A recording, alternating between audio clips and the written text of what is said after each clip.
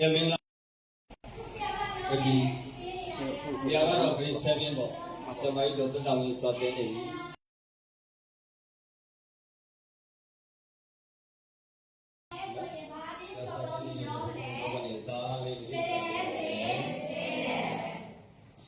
မင်္ဂလာပါသားရဲ့သမီးတွေဟုတ်ဆက်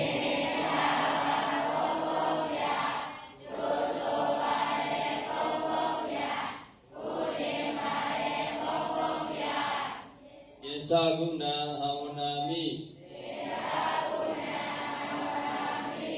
အာစရိယဂုဏဟဝနာမိထိုင်ပါဒါတွေသမီးတွေနော်နောက်မှဆရာမကဘူးလေဆရာမကြီးတော်တတ်တဝင်းဘူးရဲလေဆရာမကြီးတော်တတ်တဝင်းကသားတို့သမီးတို့ကိုမိခင်တယောက်လို့နော်အတော်တယောက်လို့အမကြီးတယောက်လို့သားတို့သမီးတို့ကိုမေတ္တာတွေကျင်နာတွေကရုဏာတွေနဲ့စာသင်ကြားပေးလိမ့်မယ်နော်ဒီနေ့လက်ပိုင်းကစာသင်ခန်းကြီးစပြီး2025-2026ပညာသင်နှစ်ရဲ့ဘုံဘုံတို့သားတို့သမီးတို့ရဲ့ MBC ကျောင်းတော်ကြီးစဖွင့်လိုက်ပြီ။နေ့ကဆိုရင်ကျောင်းတော်ကြီးရှိမှာအဇမ်လီနေလုပ်ပြီးနိုင်ငံတော်လာနေလေးပြုတဲ့အခမ်းအနားတွေစနော်။နေ့ကမှာဘုံမဲအခမ်းအနားလုပ်မယ်ဒီနေ့တော့သားတို့သမီးတို့စာသင်ရမယ်။နေ့လေကျတော့မှရဟာဆယ်လုပ်။ဒါသားတို့သမီးကျေးဇူးပါ။ကျောင်းလာပူကြတယ်။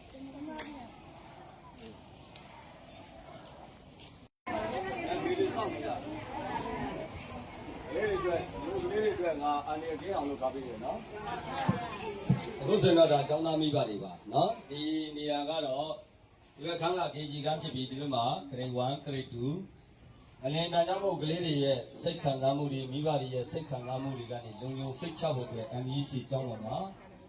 ကျောင်းသားတိုင်းနော်ပညာသင်ကြားနိုင်မှုအချိန်ကြီးပညာသင်ကြားနိုင်မှုတွေဘုံဘုံတို့ပြင်ဆင်နေတာဖြစ်ပါတယ်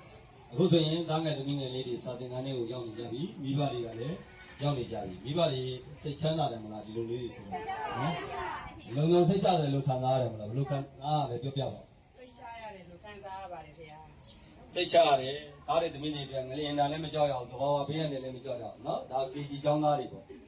KG ကျောင်းသားတွေတွေဆရာဆရာမတွေနော်စနစ်ကျသားငယ်သမီးငယ်တွေကိုပြောရွှင်ရွှင်နဲ့ပညာသင်ဖို့လိုတယ်ဒါတွေသမီးတွေမင်္ဂလာပါမင်္ဂလာပါဘုရားဘယ်လိုပါလဲမင်္ဂလာပါဘုရားလက်ကြဒီလိုသားမဲ့သမီးတွေနော်ဒါဒီကျောင်းသားလေးတွေနော်မောင်နေဒီလိုမှမိစင်ခိုင်းရမယ်နော်အဲ့တော့သားတို့သမီးတို့ဒီနေ့စပြီးပညာသင်ပြီသားတို့ရဲ့အတမိုက်ဆရာမကဘူးလေဆရာမကြီးတော်မွေးမြတ်မွန်ဘာလို့လဲဆရာမကြီးတော်မွေးမြတ်မြတ်မှာဘုရားဒီလိုကြည့်ပါဦးဆရာမကြီးတော်မွေးမြတ်မွန်ဘာလို့လဲအတန်ဒီတိုးတာပါမင်္ဂလာပါသားတို့သမီးတို့ဘယ်လိုလုပ်စက်ကလဲမင်္ဂလာပါဘုရားပြန်လို့ဆက်သမောင်းမင်္ဂလာပါသားတို့သမီးတို့မင်္ဂလာပါဘုရားကျိုးဆိုပါတယ်ဘုရားဥတင်ပါတယ်ဘုရားယင်စကုဏဟဝနာမိကဲဒါတို့ဒီကျေးဇူးပဲနော်ဒါဆက်ပါ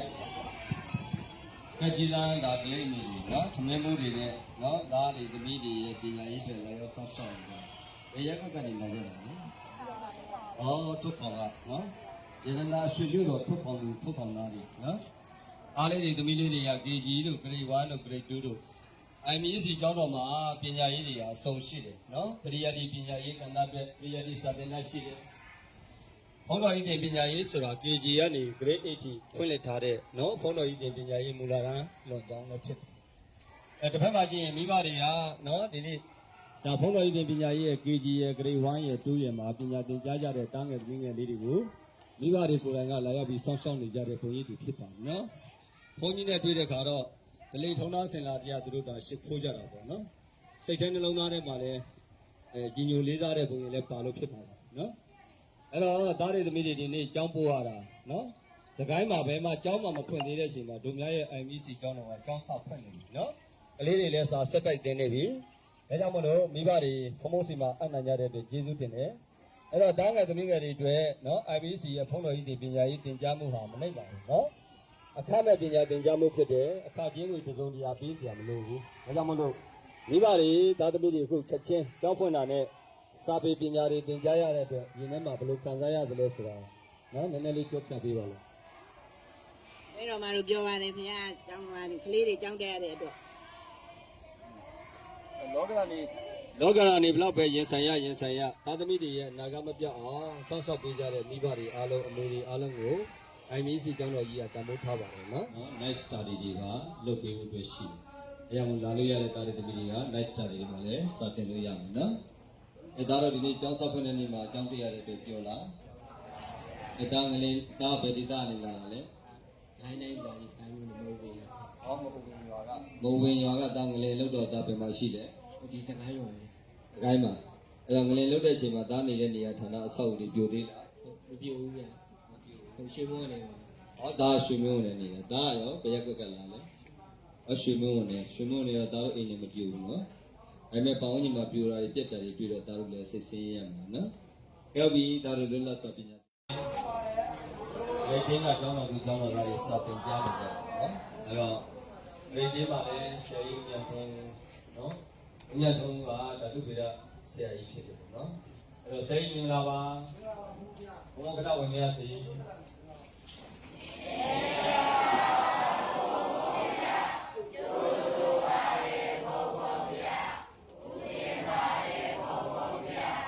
ယေစာဘုရား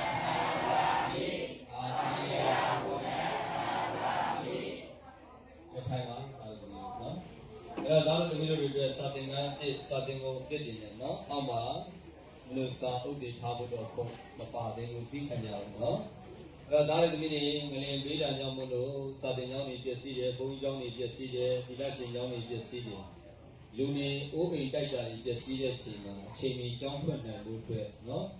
ဘုံမတို့ IMC ကျောင်းတော်ကြီးထဲမှာလည်းအရာမလောက်တဲ့အတွက်ဒီဘက်မှာတွဲပြီးတော့ပြင်ရတာဖြစ်တယ်နော်အဲ့ဒါတို့သမီးတို့တွေရဲ့စာသင်နေရာ7နာရီနေ့လည်ဆိုရင်7နာရီမိနစ်ပြန်5ချိန်လား9နာရီပဲရှိကြလားအဲ့ဒါတို့သမီးတွေရဲ့ဘဝကခဲလေးအားရှိကြမယ်ဘုံဘုံမားနဲ့နော်စိတ်ဓာတ်ကြပြီးတော့ဒီနေ့ပြန်ရလို့နော်သမီးတွေနေရာရောတရားတော်စကားပြောကြည့်ပါဦးမိတွေပြန်နေရလာတယ်မိပြန်ရလာတယ်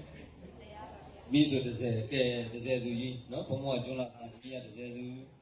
အဲ့ငါသမီး30ဆိုတာမြို့တွေရွာတွေလည်းပြက်နော်စကိုင်းမှာခက်ခဲပညာသင်ရတာမိဘတွေလည်းခက်ခဲရှိတယ်ငွေကြီးလည်းခက်ခဲရှိတယ်အဲ့လိုချိန်မှာသမီးဒီလိုငလင်ပေးတာတွေလည်းကြုံတဲ့ခါမှာသမီးဟာလူငယ်တယောက်အနေနဲ့နော်ပညာသင်ကြားတဲ့နေရာမှာသမီးရဲ့အခက်ခဲတွေခံစားချက်တွေလို့ရှိတယ် ခေခေရတော့နည်းနည်းပါးပါလို့ရှိတယ် နည်းနည်းပါးပါလို့ရှိတယ်သမီးတငယ်ချင်းတွေပါပြည့်တယ် ခေခေရှိရဲ့အချိန်မှာပဲတောင်းချလို့ပဲကြိုးစားပြီးတယ် အခက်ရှိလို့လည်းနော်ပညာသင်ဖို့လည်းအားရပါလို့တော့နော်ဟုတ်ပြီဒီကျေးဇူးတင်ပါတယ်ကဲစိတ်မျိုးကျေးဇူးပါgrade 11ပေါ့နော် grade 11ရဲ့ကျောင်းတော်သူကျောင်းတော်သားတွေ IMC ကိုပိုင်းတန်းကျောင်းမှာပညာသင်ကြားတဲ့ကျောင်းတော်သူကျောင်းသားတွေကမိုင်ဆရာတော်ဆရာကြီးနော်ဦးရဲစောဖြစ်တယ်အဲဒီက IMC Education Development Company ရဲ့ဒီထောင်သူဥပ္ပိုလ်လည်းပေါ့နော်ဒကာကြီးဥပ္ပိုလ်လည်းကြွနော်အဲတော့သမီးတို့ဘုံဘုံခဏဝင်လို့ပြပါအဲဘယ်လိုလုပ်ဆောင်မလဲသိစပါဦး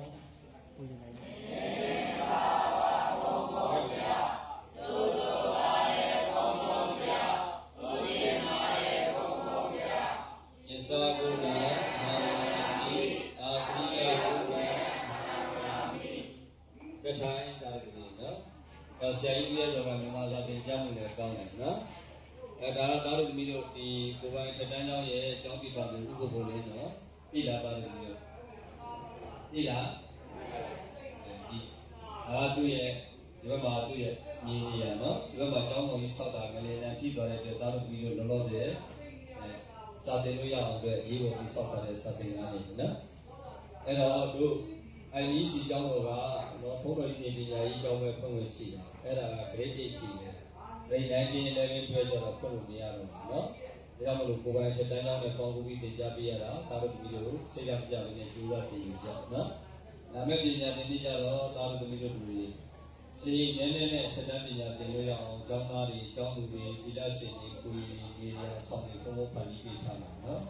အဲ အဲ့တော့ဒီနေ့တော့သားတို့တပည့်တို့ခက်ခဲရှိသေးတယ်မလေးနောက်မှာသိခံနေပညာသင်ညာဆယ်ရဲတော့ကျေးဇူးပဲနော်သင်ကြားနေတဲ့အကြောင်းဖြစ်ပါတယ် grade 11လား grade 12လား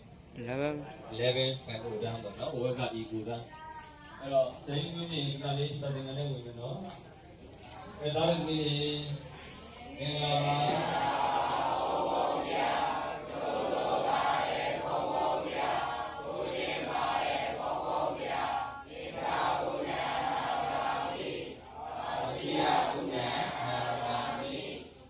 အဲ့ထိုင်မှာတားတဲ့လူကြီးတွေနော်ဆရာကြီးမျိုးမျိုးကတားတဲ့လူကြီးနဲ့တမ်းပိုင်ဆရာ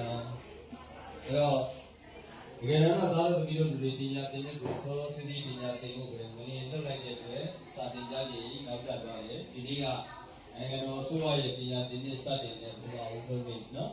အဲ့တော့ဆရာကြီးကတားတဲ့လူကြီးကိုဒီဝါလေးလူလေးကြီးလေးဖို့ပါစာသင်နေချပေးထားတယ်တားတဲ့လူကြီးတို့ကစာသင်နေအချိန်ကိုတနာရီနဲ့တူတယ်ဟုတ်လားဆရာကြီးနော်နေ့လယ်7 နာရီနဲ့7 နာရီရောက်မှခင်းစားလာမယ်ပြီးရင်ညနေပိုင်းမှာ3 နာရီ15ထိအဲ့တော့စာသင်နေစက်တိုက်ရှိပြီပေါ့နော်အဲ့တော့တားလူကြီးဒီနာလီနဲ့နာရှိကြတဲ့တားလူကြီးတွေကနော်ကြောင်းဖွင့်ပြီးဒေါ်လာရဲ့တတိယပတ်လောက်ဆိုရင် day study တွေကလည်း night study တွေပါရှိတယ်ဒီနားမှာဒီနာရှိတယ်ဆိုရင်ဒီမှာ night study ပါလာပြီးတော့မှနော်ညစာကြဝိုင်းမှာလုပ်ပြီးမိစက်တွေလုပ်ပြီးတားလို့ပြီးလို့10 လနေတော့စရိတ်ကြလုပ်ပြီးကြားလား7 တန်းအတွက်အခြေခံအောင်7 တန်းမှာလည်းတားလို့ပြီးစူးစမ်းပြီးကြားလားကျူရှင်ထပ်ယူကြအောင်လုပ်ပဲနဲ့တားလို့ပြီးလို့တော့အောင်ပညာသင်ကြားပြီးပြီနော်အဲ့တော့မနေ့ကကျတော့ကျောင်းအစမီနဲ့ကျောင်းပုံပဲနိုင်ငံတော်လာနေပြုပဲရှိတယ်ဒီမှာလုပ်ဖို့အဆင်ပြီးတော့ဒီကျောင်းမှာဒီမှာလုပ်ပါပြီနော်နေ့လည်းပဲမှာလည်းရဟာစတိတွေရှိကောင်းရှိမယ်စီရင်သားသူမျိုးပေါ်တက်ခဲ့အောင်နော် grade 12ပေါ့ grade 12ဆိုတဲ့ကျောင်းတော်သူကျောင်းတော်သားတွေဖြစ်တယ်နော်များသောအားဖြင့်တော့ကိုရင်တွေများမယ်ဒီလက်ရှင်တွေချိုးရှိပဲကျောင်းသားတွေရှိမယ်ကျောင်းသူတွေရှိမယ်အဲ့တော့မဲ့ဆယ်ပါကြီးကတော့ဒေါ်စင်ပါနိုင်ပေါ့နော်စာတင်တဲ့တရားနဲ့ဒီပေါင်းများစွာရှိခဲ့ပြီးသူကအတုပိတာကိုသင်ကြားပေးတဲ့ဆယ်ပါကြီးဖြစ်တယ်ပေါ့အဲ့တော့တောင်းပြီးတော့ဘုံအောင်စာတင်ရတဲ့ဝင်ဝင်ပြပါဘယ်လိုလုပ်ဆက်မလဲမေတ္တာဘုံဘုံပြကျိုးဆိုပါရဲ့ဘုံဘုံပြဘုရင်ပါရဲ့ဘုံဘုံပြဣသရာဘုရားအနာဂါမိအာစီယဘုရားအနာဂါမိအထိုင်မှာတာရီတပီစနဒါဆိုတာတဲ့သူဝန်ထမ်းဖြစ်တယ်မိနစ်ကတာရီတပီတွေကငလျင်ကြောင်းလို့စာမွေးအစာပေပါတွေပျက်စီးသွားတဲ့အတွက်ပညာရေးတဲ့သူမှာလေ့ကျင့်နေကြတယ်သူတို့က16ရက်လောက်ဆိုစာမဖြစ်ပြီးဟုတ်လားဆိုတော့16ရက်နေ့ဒီကနေ့နေပြီးမှာ20ရက်နေ့ပြီးမှာအဲ့တော့သားတော်သမီးတို့စနေတိုင်းကျောင်းတော်သူကျောင်းတော်သားတွေပဲဒီမှာကျောင်းတက်ကြတဲ့သားတွေဒီအားလုံး nice study ပါလုပ်ပြီးတယ်ကြားလားအခုဒီနားမှာနီးနားရှိတယ်ဆိုရင်ဒီမှာနေရတဲ့သားတွေသမီးတွေလည်းဒီမှာရစာချက်ဝိုင်းတွေဘုံဘုံလုပ်ပြီးတယ်ကြားလားအဲ့ဒါအခုလောလောဆယ်မလုပ်နိုင်ဘူးဒီဂျွန်လိုက်နောက်ဆုံးပတ်လောက်စတယ်နော်အဲ့တော့သားတို့သမီးတို့ကစနေတိုင်းဖြစ်တဲ့အတွက်မင်းတို့ကိုတက်ကူကမောက်ခါကြီးတွေလာတင်တယ်ပြင်ကအတွင်းကြီးနဲ့ဆက်ဆက်ပါတွေလာတင်တယ်နောက်ပြီးတော့သားတို့သမီးတို့တွေနော်သူရှင်တွေထပ်ယူကြအောင်လို့ဒီမှာပဲသားတို့သမီးတို့ပြည့်စုံလုပ်ပေးမယ်နော်ဒီနေ့တော့သားတို့သမီးတို့တီးခံကြနော်စနေတိုင်းဒီထဲနဲ့အောင်ကြိုးစားကြဘုံလူတွေထွက်မယ်ကြိုးစားကြလာမယ့်ပညာသင်နေကြတော့သားတို့သမီးတွေနေရာထိုင်ခင်းခက်ခဲရှိတဲ့အတွက်ဘုံကဘိုးတို့ IEC ကျောင်းတော်ကြီးတွေမှာမင်းလေးဆောင်လေးယောက်ျားလေးဆောင်လေးစောက်ပြီးမယ်။အမင်းလည်းကျွေးမယ်။စိတ်နည်းနည်းလေးနဲ့တားလို့သမီးတို့ပညာသင်လို့ရအောင်မင်းတို့ရဲ့ညီငယ်ညီမငယ်တွေဘုံဘုံစီစဉ်ပေးမယ်နော်။ဒီနေ့ကတော့ငလျင်ပေးတဲ့ညဘုံဘုံချိန်ပြီးစီစဉ်လို့မရဘူး။စာသင်ခန်းတွေအမြန်လုပ်ရတယ်။ရလာတဲ့သမီးတွေအဲ့တော့မိဘတွေကအစမပြေတာတွေတားလို့သမီးတို့မှာအခက်အခဲတွေဘုံဘုံနားလည်ပါတယ်။ဒါပေမဲ့တားလို့တက်နေတာဒီကိုယ်ပိုင်ထက်တန်းကျောင်းမှာတည့်ရတာဘုံတော်ကြီးပညာရေးကျောင်းမှာတို့ရှစ်တန်းဒီပဲပညာသင်လို့ရတယ်နော်။အဲ့တော့ဒါလေးတပည့်တွေဒီနေ့မှာဂုဏ်လူတွေနဲ့ဝေးစကားအောင်ဘုံဘုံတို့ကြိုးစားပြီးနောက်ကနေ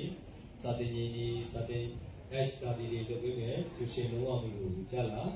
အားလုံးစနေကြတဲ့ညလုပ်ပြီးဆက်ဆံပါရင်းနဲ့စီစဉ်ပေးမယ်နော်အဲ့တော့ဒါကတော့ IEC ကျောင်းတော်ကြီးမှာဖွင့်တဲ့ special class ဒီကြီးတာပေါ့နော်ဒီကြီးတာရဲ့ special class ဖြစ်တယ်ဒီဒီသားမှာတားမိုက်ဆရာကတော့ဆက်တယ်နော်စာသင်ခန်းထဲကိုခဏဝင်ကြည့်ကြမင်္ဂလာပါသားတို့သမီးတို့ Good morning, good morning, Tata Mimi. Good morning, Baba Pho. Hello, Dr. Male. Oh, how are you this morning? Yes, we are fine. Hello. Good afternoon, special class. Download, no? People are busy. Hello. Ah, busy. 刚刚讲你讲哪里去了？讲哪个朋友去的？你桥是14样，这样嘛个2样，喏，12样是咯，都要快过什么地方我对比的嘛，对比的嘛，这是在对家对头了，喏，这是我是什么的？ဒါဆိုရင်လည်း IMC ရဲ့ special class တွေကတစ်ခုပေါ့နော်။အလွန်2လတာတော့တင်ပါနော်။စာသင်ခန်းကြီးအမြင်ဖန်တီးပြီးတော့မှတားငယ်သမီးငယ်တွေပညာသင်ကြားနိုင်မှုအတွက် IMC ကျောင်းတော်ကဆောင်ရွက်ထားတဲ့ပုံရိပ်တွေဖြစ်ပါတယ်။မင်္ဂလာပါသားတို့သမီးတို့။သားတို့သမီးတို့ဒီနေ့ကျောင်းဖွင့်ပြီနော်။ကျောင်းဖွင့်တဲ့ဇွန်လ2ရက်နေ့မှာပဲသားတို့သမီးတို့ကိုစာသင်မှုအတွက်ဘုံဘုံတို့ပြင်ဆင်ပြီးသွားပြီနော်။ဒီတိုင်းရဲ့နော်ဓမ္မိုင်ဆရာမကအေးချမ်းမိုးလားသမီးတော်အေးချမ်းမိုးဆရာမတော်အေးချမ်းမိုးဖြစ်ပါတယ်အဲ့ဒါကွာတာပေါ့နော်ဘက်ကွာတာရဲ့ဘုရားကန်းလည်းဖြစ်ပါတယ် shrine room ပေါ့ဒီ shrine room မှာပဲနော်အတူ IMC ရဲ့ headquarter ရုံးခန်းပြဖွင့်လှစ်ထားတာဖြစ်ပါတယ်ဒီရုံးခန်းမှာတော့ IMC ဆရာတော်လုံထိုင်ပြီးတော့မှလုပ်ငန်းတွေကိုဆောင်ရွက်တယ်လို့ရွက်မှာတော့ headquarter ရဲ့နော်ရုံးကြီးတို့ဒီရုံးပိုင်းဆိုင်ရာပုံကိုယ်တွေကဆောင်ရွက်ကြတာဖြစ်ပါတယ်ဒါကတော့ IMC မှာဖွင့်လှစ်ထားတဲ့နော် IMC ဩရတက္ကသိုလ်ရဲ့ MA တန်းနဲ့ PhD တန်းတွေကျောင်းသားရေးရာကိစ္စကိုယာယီအဖြစ်ဒီမှာလက်ခံဆောင်ရွက်နေတာဖြစ်ပါတယ်။နောက်တစ်ချက်ကဒီဘက်မှာတော့ HR ဌာနနဲ့နော်ဝန်ထမ်းရေးရာဌာနကိုဒီဘက်မှာရုံးခန်းဖြစ်နေပေးထားပြီးတော့မှဒီဘက်အချမ်းမှာတော့ IMC ရဲ့ဘုံတော်ကြီးတွေပညာရေးကဏ္ဍတွေကိုဆောင်ရွက်နေတဲ့မှတ်တမ်းပုံရိပ်တွေဖြစ်ပါတယ်။ဒီနေ့2025ခုနှစ်ဇွန်လ2ရက်နေ့မှာကျောင်းစဖွင့်တာနဲ့ကျောင်းသားတိုင်းထောင်နဲ့ချီတဲ့ကျောင်းတော်သူကျောင်းတော်သားတွေIMC မှာပညာသင်ကြားဖို့အတွက်ရန်နေဖြစ်နေတာ။ဒီလိုကျောင်းသားမိဘတွေလည်းကျောင်းအပ်ဖို့အတွက်စောင့်နေတယ်။ဒါပေမဲ့ဒီနေ့ကကျောင်းဖွင့်တဲ့နေ့ဖြစ်တဲ့အတွက်ကျောင်းအပ်တာကအရေးကြီးလို့ပြောလို့မရဘူး။အခုဆိုရင်တော့ဒါ IMC ရဲ့နော်ဘာကဌာနကဒီလုံးတော်သားတွေနဲ့နော်ကျောင်းလာအပ်ကြတဲ့ဒီလက်ရှင်ဆရာကြီးတွေကျောင်းဆရာကြီးတွေမိဘတွေတချို့လည်းဖြစ်ပါတယ်။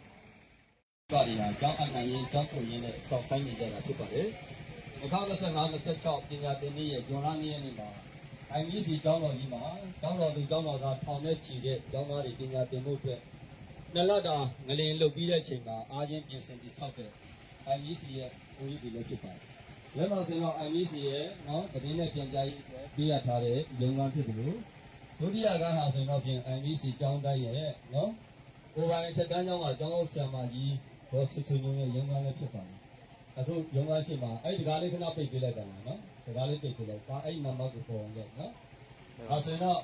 private high school ရဲ့နော်ကျောင်းဆရာမကြီးရဲ့ရုံးခန်းဖြစ်တယ်လို့ဒီဘက်မှာတော့ကျောင်းသားရေးရာဌာနရဲ့ရုံးခန်းဖြစ်တယ်။ဒီဘက်မှာတော့ဒီပညာရေးတွေကိုစီမံခန့်ခွဲပေးတဲ့နော်။ Head of Academy လို့ခေါ်တဲ့နော်ပညာရေးရာစီမံခန့်ခွဲမှုအကြီးမှုရဲ့ရုံးခန်းဖြစ်ပါတယ်။အဲ့တော့စီမံခန့်ခွဲရာပညာရေးရာစီမံခန့်ခွဲတဲ့ရုံးဖွဲ့ရဲ့အကြီးမှုဟာဆိုလို့ရှိရင်တစ်ချိန်ကဂိုင်းတက်ကိုကြီးရဲ့ဒုတိယပါမောက္ခချုပ်ကနေပြီးတော့မှငင်းစားယူပြီးတော့မှတာဝန်ထမ်းဆောင်ပေးတာဖြစ်ပါတယ်။ဘဝမှာတော့ ID department ဖြစ်ပါတယ်။နောက်ကျောင်းမှာတော့နော် ID နည်းပညာရေးနဲ့ပတ်သက်တဲ့ကိစ္စတွေကွန်ပျူတာသင်တန်းတွေကိုဖွင့်လှစ်သင်ကြားဖို့အတွက်ရန်နေဖြစ်နေပါတယ်။ဒီခန်းအစင်တော့ grade 1ကျောင်းတော်သူကျောင်းတော်သားတွေပါ။တားမိုက်ဆရာမကဘယ်သူလဲ။ဆရာမတော်ရင်မျိုးတင်စာသင်ခန်းထဲမှာရောက်နေပြီ။မင်္ဂလာပါသားတို့သမီးတို့။မင်္ဂလာပါဗျာဥတ္တမရေဘုံဘုံဖေယကျိုးဆိုပါရေဘုံဘုံဖေယဘယ်လိုပြောမလဲဘယ်လိုလုပ်ဆက်မလဲအားလုံးမနေ့ကလည်းဆက်စမ်းမအောင်မနေ့ကလည်းလေးရှိပြီးတော့မှမင်္ဂလာပါဘုံဘုံဖေယဥတ္တမရေဘုံဘုံဖေယကျိုးဆိုပါရေဘုံဘုံဖေယပြင်စာကုဏဟာဝနာမိဒီနေ့2025ခုနှစ်ဇွန်လ2ရက်တနင်္လာနေ့မှာအားတော်သမီးတို့အတွက်စာသင်ခန်းတွေဖွင့်ပြီစကိုင်းမြို့မှာဘယ်ကျောင်းမှကျောင်းမဖွင့်နိုင်သေးတဲ့အချိန်မှာပထမအဦးဆုံးဖွင့်တဲ့နေ့မှာတို့ကျောင်းတော်ကြီးကအားတော်သမီးတို့ကိုစာတစ်ခါတည်းတင်ပြီနော်မနေ့ပြန်ဆိုရင် ကျောင်းဖွင့်ပွဲအစံဒီနိုင်ငံတော်လမ်းလေးလေးပြရမှာကြားလားကိုကိုတွေမမတွေနဲ့တွင်ခရတက်ဖွဲ့တွေနဲ့နော်ကဲသားတို့သမီးတို့ထိုင်မှာဆရာဆရာမကြီးတွေတော်ရင်မျိုးစင်တို့နော်ဆရာမကြီးတို့အေးမှုကသားတို့သမီးတို့ကိုစာသင်ပေးလိမ့်မယ်အဲ့တော့ကျောင်းသားမိဘတွေဖြစ်ပါတယ်ကိုယ့်ရဲ့ရင်သွေးရတနာသားလရတနာသမီးလရတနာလေးတွေအတွက်ဘလင်မေးတဲ့အနေနဲ့ငါတို့သားတွေသမီးတွေပညာသင်တဲ့နေရာမှာစိတ်မချပါမလားဆိုပြီးတော့မှစိုးရိမ်စိတ်တွေနဲ့လာကြတာIMC ကျောင်းတဲ့တည်းလဲဝင်လာရောနော်စာသင်ခန်းနေရာလဲမြေဆိုင်စာသင်ခန်းနေကလေးတွေအတွက်လည်းဘေးအနေမရှိဘူးဆရာဆရာမတွေကလည်းဆောင်းလျှောက်တဲ့မြင်ကွင်းတွေတွေ့ရတဲ့ပုံစံနဲ့ကျေနပ်နေတဲ့ပုံစံတွေနော်အဲ့တော့အမေတွေကသားတွေသမီးတွေကိုကြောင်းပို့ရတဲ့အတွက်စိတ်ထဲမှာဘလုံလေးများဖြစ်တယ်လေဘုံဘုံကိုမိုက်လေးနဲ့ပြောပြပါ စိတ်ချမ်းသာပါရှင် စိတ်ချမ်းသာတယ်တဲ့နော်လုံခြုံစိတ်ချတယ်လို့ခံစားရသလားအေးမင်းတို့ရဲ့သားသမီးတွေပညာရေးအတွက်ဘုံဘုံနော်အချိန်နဲ့တပြေးညီစာသင်ခန်းတွေပြင်ဆင်ထားတယ်အဲ့တော့ဒီတန်းကတော့နော် grade 2ပေါ့တို့အားလုံးမင်္ဂလာပါ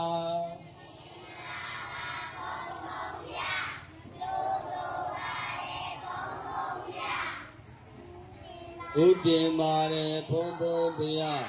ယင်စကုဏံအဟံဝနာမိကဲဒီမှာလိုက်တာသားတွေသမီးတွေ grade 3 grade 2ဒါမျက်ဉာဏ်သာဆုံးတော့ဒါကူရင်ပြီးတော့ကြည့်လိုက်ဘာလို့လုပ်ထွက်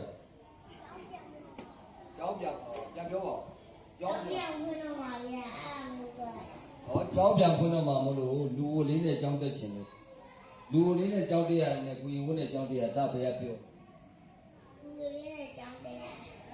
လူဝလေးနဲ့ကျောင်းတက်ရတာပြောတယ်တဲ့ဒီသားနော်ဒီတိုင်းရဲ့ဂရိတူရဲ့တားမိုက်ဆံမကြီးတို့ဖြူဖြူသင်းဖြစ်ပါမယ်နော်အားရသမီးကိုမေတ္တာတရားတွေနဲ့သင်ကြားပေးဖို့အတွက်ဆံမကိုဘုန်းအပ်နေတယ်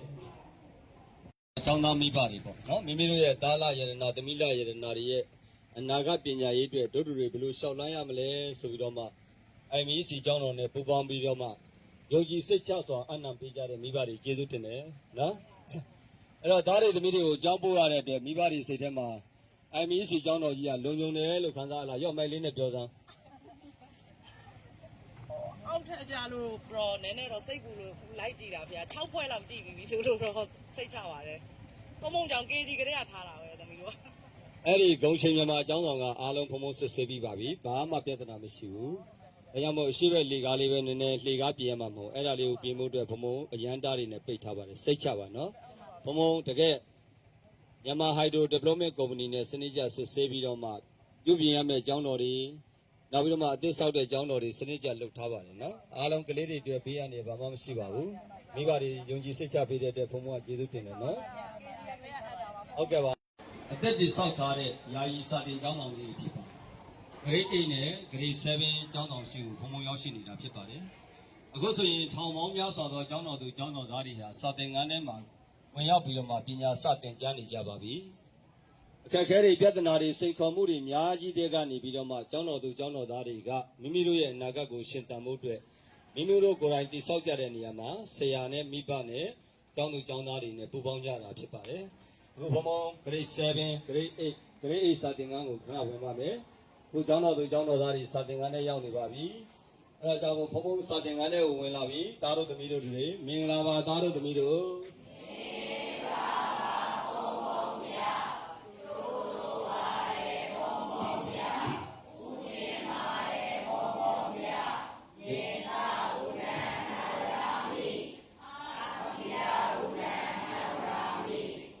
မင်္ဂလာပါသားတို့သမီးတို့ထိုင်ရနော်အခုဆိုရင်ဒါဟာ grade 8ရဲ့တူတယ်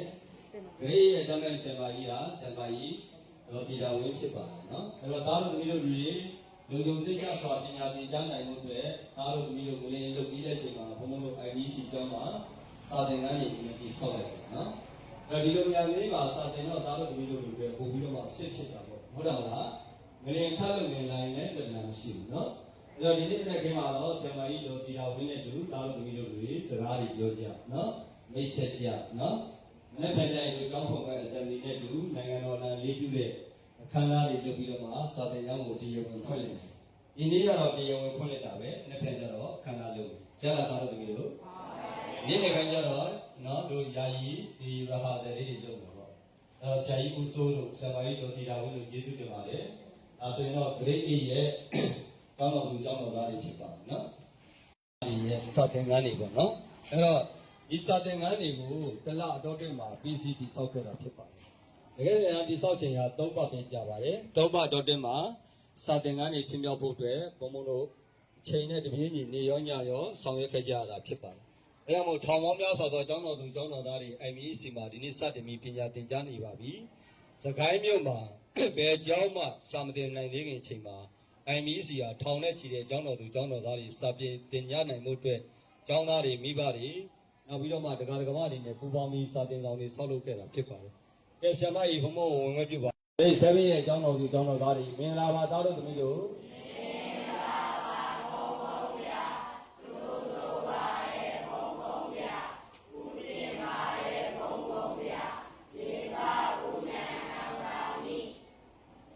အာစရိယကုဏ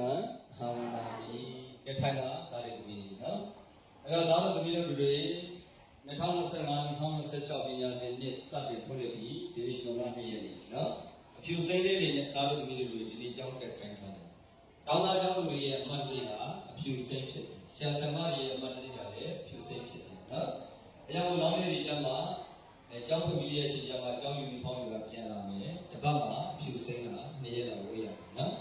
။ဆရာမကြီးတို့စုစုကြီးကျေးဇူးတင်ပါတယ်။ဆရာမကြီးတော့စင်မအောင်လည်းကျေးဇူးတင်ပါတယ်။အားငယ်သမီးရဲ့တွေကိုနွေးထွေးစွာနဲ့ပညာသင်ကြားပေးပါနော်။ Grade 3, Grade 4, Grade 5, Grade 6ဆိုတဲ့စာသင်ခန်းတွေဖြစ်ပါတယ်။ဒီစာသင်ခန်းရဲ့တိဆောက်ခြင်းဟာ2ပတ်ပဲကြာပါတယ်။2ပတ်တော့အတွင်းမှာဘုံဘုံတို့အမြန်တိဆောက်ခဲ့တဲ့စာသင်ကျောင်းတွေဖြစ်ပါတယ်။ဒီစာသင်ခန်းလေးလမ်းကိုတိဆောက်ဖို့အတွက်နေရောညရောနောက်အလုပ်သမားတွေနဲ့ဆောင်ရွက်ရုံမကဘဲနဲ့ကျောင်းရဲ့တန်ခါးတွေကျောင်းတော်သူကျောင်းတော်သားတွေရဲ့လူအားတန်တာတွေနဲ့တိဆောက်ခဲ့တာဖြစ်ပါတယ်။ဒီကျောင်းတော်ရဲ့စိတ်မှာမိဘတွေတချို့ဟာနော်သားသမီးတွေရဲ့ပညာရေးတွေလာရောက်ပြီးတော့မှစောင့်ရှောက်ခြင်းကျောင်းအနှံခြင်းကလေးတွေရဲ့ပညာသင်ကြားမှုလုံခြုံစိတ်ချမလားဆိုတာလာရောက်ကြည့်ရှုနေကြတာဖြစ်ပါတယ်။အဲ့တော့ IMEC ကျောင်းတော်မှာပညာသင်ကြားနေကြတဲ့သားတွေသမီးတွေနော်အခုကြည့်လိုက်ဒီစာသင်ခန်းဆိုတော့ Grade 3ရဲ့ကျောင်းတော်သူကျောင်းတော်သားတချို့ပညာသင်ကြားနေကြတာပါ။ကဲသားတို့သမီးတို့ဘုံဘုံခဏဝင်မယ်နော်။ Austin မင်္ဂလာပါဘုံဘုံပေးရ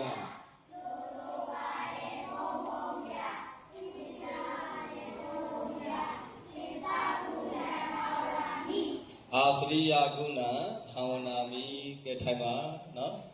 အားတို့သမီးတို့ရဲ့ဆရာမတော်ရွှေဦးဟာအားတို့သမီးတို့ကိုပညာသင်ကြားပေးလိမ့်မယ်သူတို့ရဲ့ roll call တွေလည်းတခြားကောကျောင်းမှတ်ပုံနဲ့ဆင်းရဲတွေလည်းတခြားကြားနာလို့နော်သမီးရ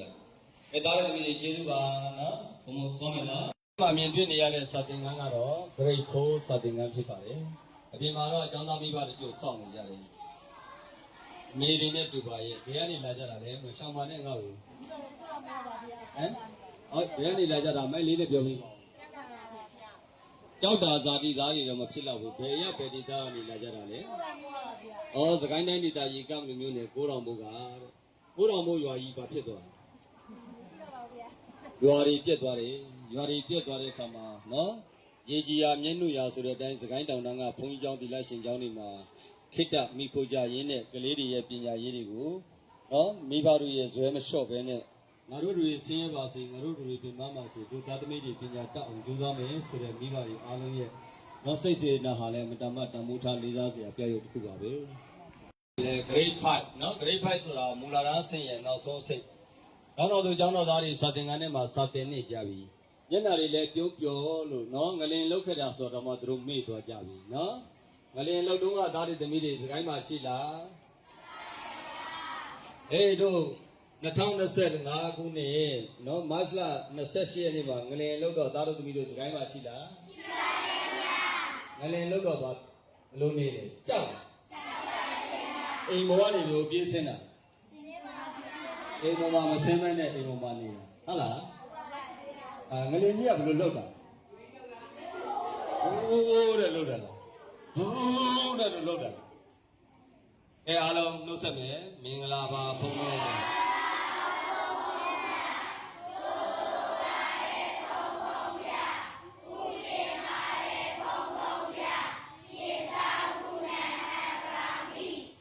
အာစရိယကုဏဟောနာမိ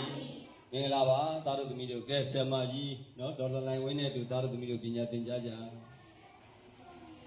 ကျမ်းဆင့်ရဲ့ပထမအဆင့်ဖြစ်တဲ့ grade 6ပေါ့နော် grade 6မှာလည်းအခုကျောင်းတော်သူကျောင်းတော်သားတွေစာသင်ခန်းထဲမှာရှိတယ်သူတို့ရဲ့တမိုက်ဆရာမတော်ဤကျော်ဟာဆိုလို့ရှိရင်အခုနော်ဒီလေဘုံမှာကျောင်းသားတွေရဲ့ကျောင်းတက်ပြက်ကွက်စင်းတွေကိုစတင်ပြီးတော့မှရေးသွင်းမှတ်တမ်းတင်နေပြီနော်ဒီနေ့တော့ဆိုရင်တော့ဖြင့်ကျောင်းတော်သူကျောင်းတော်သားတွေပညာပြောရှင်စွာသင်ကြားနိုင်မှုအတွက်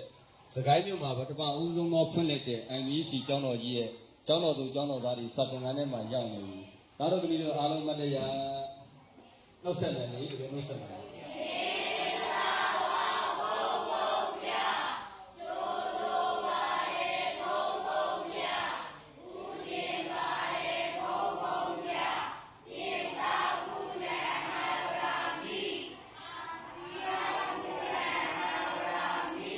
မင်္ဂလာပါဒါတို့သမီးတို့နော်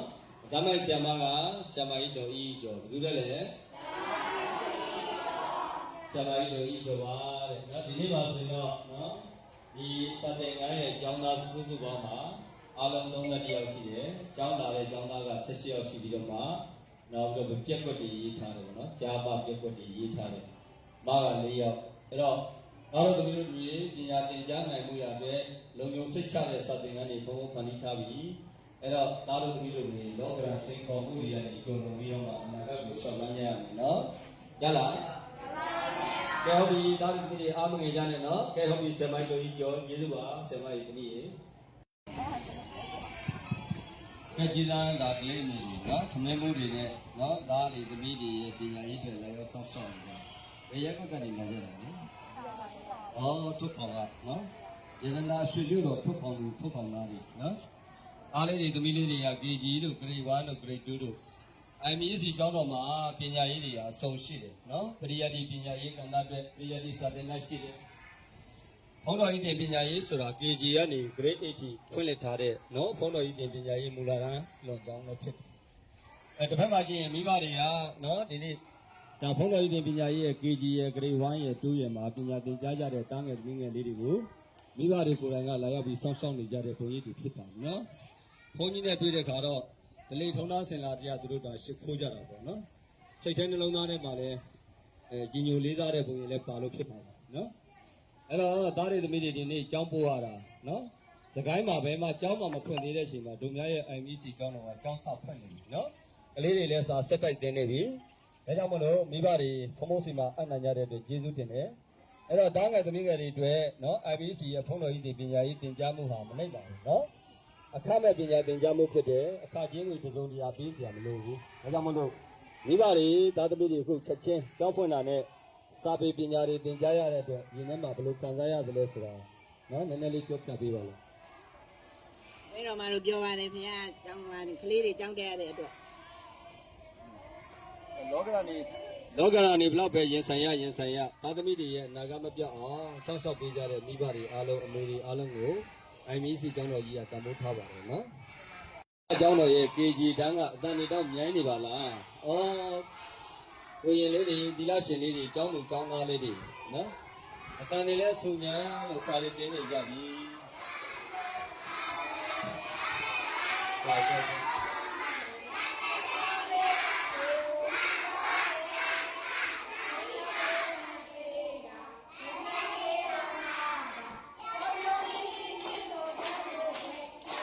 ကြည်လားKG ကျောင်းတော်သူကျောင်းတော်သားတွေစာပေသင်ကြားနေတင်ပါဆရာမတင်ပါနော်ဘလောက်များဒါတွေသမီးလေးပြောကြလားအကြောင်းတရားတာပြောကြလားဟေးဒါတို့သမီးတို့တွေဘုံဘုံကလုံငင်စိတ်ချတဲ့စာသင်ခန်းလေးတွေဖန်တီးပေးထားပြီနော်ကြားလား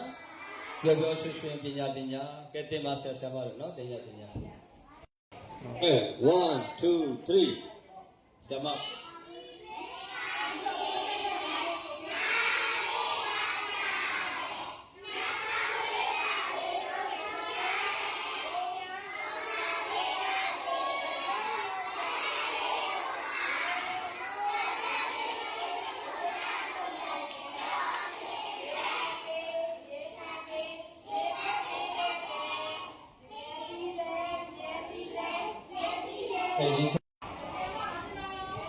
ဒီလိုပါဆိုတော့ grade 1ကျောင်းတော်သူကျောင်းတော်သားတွေရဲ့ပညာသင်ကြားနေမှုဖြစ်ပါတယ်နော်အဲ့တော့စာသင်ခန်းလေးကိုခဏဝင်မယ်ဒီသားစုတွေ ကဲခုဒါဟာ MEC ဘုံတော်ကြီးတင်ပညာရေးကျောင်းကတားငယ်သမီးငယ်တွေစာသင်ကြားနေတာနော်သူတို့က grade 1ကျောင်းတော်သူကျောင်းတော်သားတွေဖြစ်ပါတယ်ဒီ grade 1ကျောင်းတော်သူကျောင်းတော်သားတွေထဲမှာကိုရင်လေးတွေပါတယ်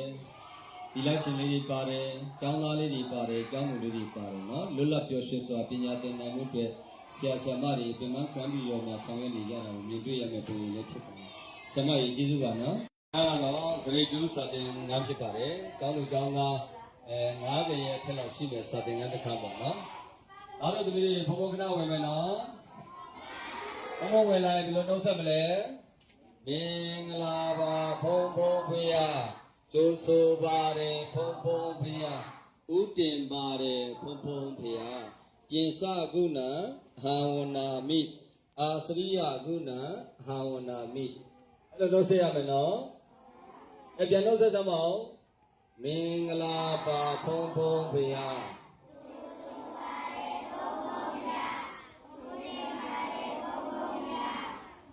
ရင်စကုဏ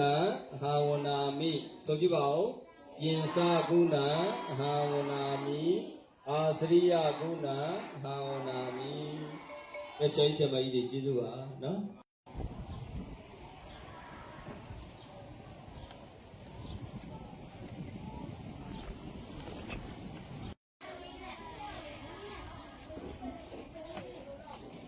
ထို့သောကျွန်တော်ဖြင့်ဘုန်းတော်ကြီးပညာရေးကျောင်းရဲ့စာသင်ခန်းတစ်ချို့ဖြစ်ပါတယ်နော်။ကားဆောင်လေးတွေဆိုပေမဲ့တားငယ်သမီးငယ်တွေအတွက်လုံခြုံစိတ်ချတဲ့စာသင်ခန်းတွေပါ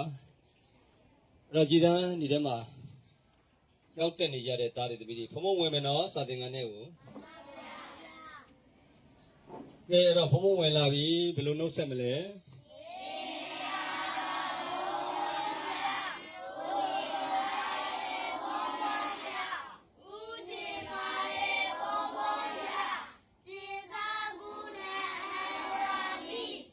အာစရိယကုဏ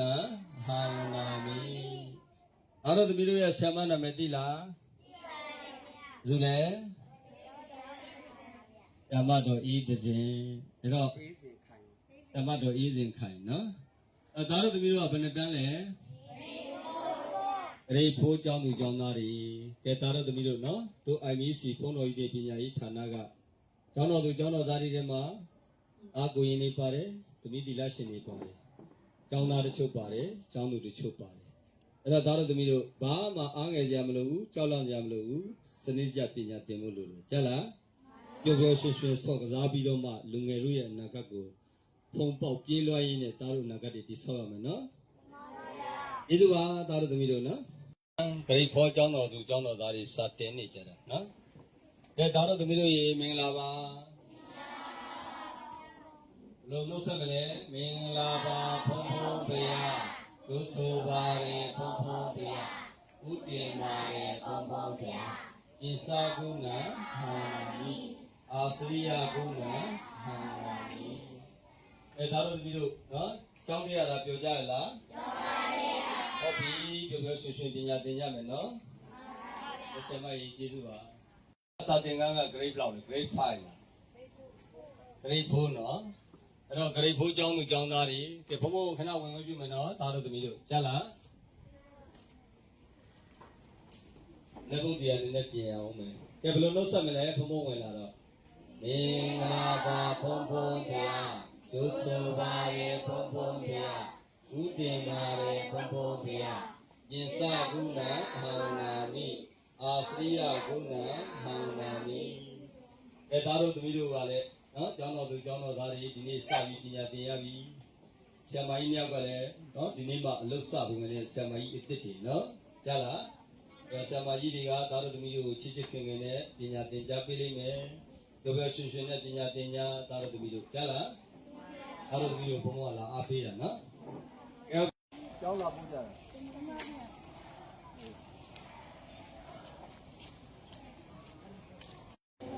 ဘုရားဗုဒ္ဓံနေတယ် grade 5ကဲမင်္ဂလာပါဆရာမကြီးဘုံဘုံခဏဝင်ဝင်ပြပါ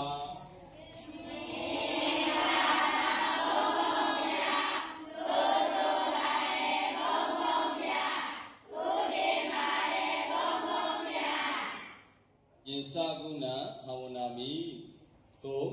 ယေသကုဏဟာဝ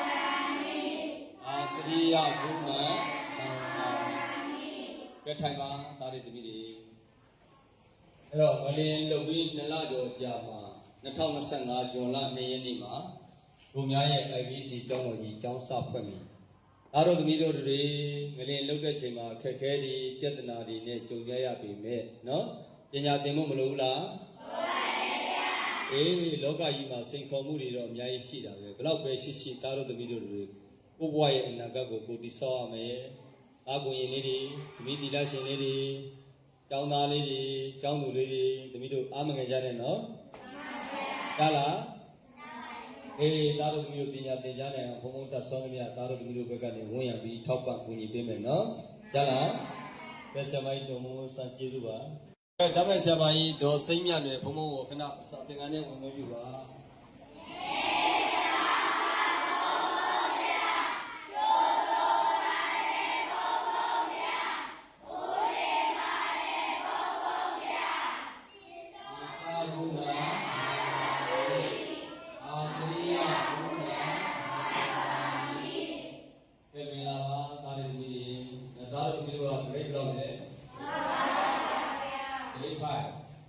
ဟုတ်လားထိုင်နော်အားလို့ရဲ့ဘုန်းတော်ကြီးပညာရေးဌာနအောက်မှာပညာသင်ကြားကြတဲ့သားတွေသမီးတွေဒါမဲ့ဆရာမကြီးနာမည်ကဘယ်လိုလဲဆရာမကြီးတို့စိတ်ညံ့နေပါဘုံဘုံပြရပြလျှောက်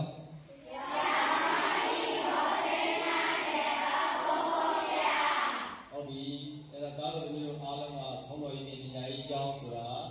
အခမဲ့ပညာသင်တဲ့ကျောင်းနော်သားတို့သမီးတို့လူတွေတဲ့ကောင်းလာတာတွေလည်းပေးကြမလို့ဘုံလေးဆောင်တွေလည်းပေးကြမလို့လိုအပ်တာတွေဘုံဘုံကျူးစားပြီးထောက်ပါမယ်နော်အခါရောက်မှာပဲတဲ့ကိုယ်ပိုင်ရောက်မှာပဲတဲ့ဘာမှသင်နေစရာအားနေကြမလို့အားလုံးသားတို့မျိုးကိုပညာတတ်အောင်ဘုံဘုံသင်ကြားပေးပါမယ်နော်ဒီကျောင်းတော်မှာအားလုံးစိတ်ချရတယ်ဘာမှဖြစ်ဘူးသားတို့ဘုံဘုံလေးရှာစိတ်ပြီးသွားပြီနော်အနေနဲ့ဒီကမရှိဘူးဒါပေမဲ့အနေနဲ့လုပ်ရဆိုရင်ဆရာမတို့ကစာသင်ခန်းထဲမှာမထားတဲ့ကလေးကိုဒီလိုမျိုးထုတ်ပြရမယ်နော်။ကလေးကနည်းနည်းလုပ်လို့ဟုတ်လား။ပြောပါကြီးသားလူတွေဒီစာသင်ခန်းကနော်စာသင်ခန်းက grade 6 ဆိုတော့လေအကြောင်းကိုကြောင်းသားတွေဆရာမကြီးဒေါ်လိုင်းတင်တာတင်းအတမဲ့ဆရာမလုပ်တဲ့စာသင်ခန်းဆရာမကြီးဘုံဘုံဝင်မပြုပါ။ Okay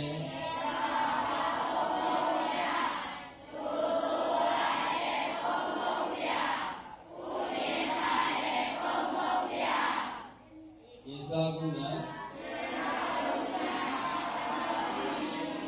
Asriya Guna Nani Methana Marini no Basic Jama to Jama Nani we need by Jama Yapari Ilashi we Yare Jama Yapari Rogaya Polo in the Johnsra the almost said Divashi no Rather than me Mama Age Jamu Disadananiga Secha Jala more engineer in the city. Nagayan University Bobby, is a Tonka Soma, Sakamo Penia. Jamila Melino, Vanati, Sadinane Mamine, Nyadip, Jala, the city university, there is some shit, no? Luno, Jala, Kasamu, no? Alam Luna versus Wadiana, no? Samai Doctor Momo Way. စာသင်ခန်းဆရာမကြီးဘုံဘုံဝင်မပြပါအေးပါပါဘုံဘုံပြကျိုးစိုးပါရဲ့ဘုံဘုံပြဥရင်ပါရဲ့ဘုံဘုံပြ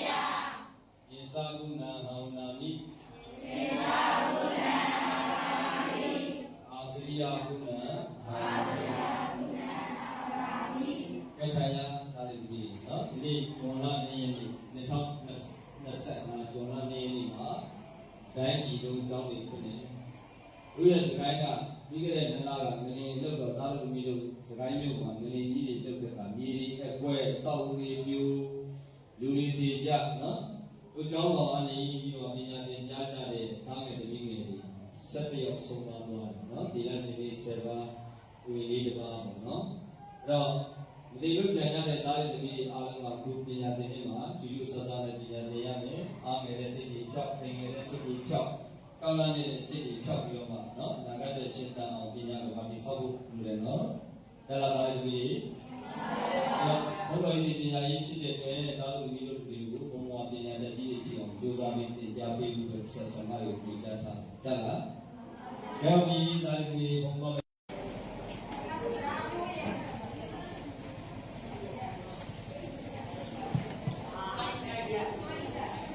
ဒါကတော့ grade 7ရဲ့ကောင်းတော်သူကောင်းတော်သားကြီးနော်ဒီ grade 7မှာတော့ဒါလိုက်ဆရာမကဘောတိရာမြစ်နော်ဒီဇာအမီးစီရဲ့ဘာကကျောင်းသားတွေနော်ဘုရင်တွေဒီလားရှင်တွေကျောင်းသားတွေပညာသင်နေကြတယ်ဘုံစာသင်ရတဲ့ဝင်ရတာဒါလို့ပြောဟုတ်ပြီဘုံခဏဝင်နေနော်ဘုံဝင်လာပြီဆိုတော့သားတို့တမီးတို့ဘယ်လိုလုပ်ဆက်မလဲ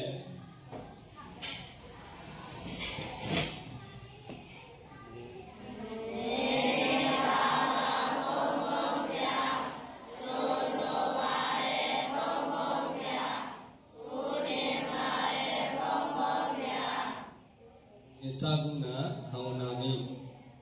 အာစရိယကုဏဟောနာမိအထိုင်မှာဆမတာတွေကအရေးပြန်နေဖြစ်လို့ရတယ်နော်အဲ့တော့သားတွေသမီးတွေတို့2025 26ပညာသင်နှစ်ကိုဇွန်လနေ့မှာစတင်ဖွင့်လှစ်ပြီးဒီဆောက်အဦကသားတို့သမီးတို့ဘုံဘုံအင်ဂျင်နီယာတွေနဲ့တရားစစ်ပြီးပြီဘာမှအနေမရှိရလား